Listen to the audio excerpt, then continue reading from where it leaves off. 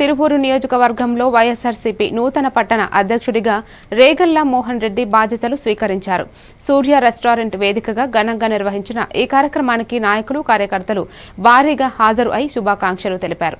Regalla Mohan Reddy party బలోపేతం కోసం కలిసి పని చేస్తామని, కార్యకర్తల అండతో ప్రజల సమస్యలు పరిష్కరించడానికి కృషి చేస్తామని హామీ ఇచ్చారు.